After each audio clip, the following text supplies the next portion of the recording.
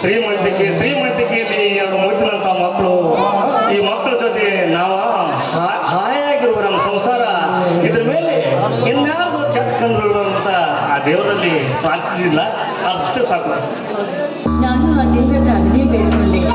ಈ ನನ್ನ ಸಂಸಾರದ ಮೇಲೆ ಯಾರ ಕೆಟ್ಟ ದೃಷ್ಟಿನೂ ಬೀಳಬಾರ್ದಂತ ಆ ದೇವರ ಹತ್ರ ನಾನು ಬೇಡ್ಕೊಂಡೆ.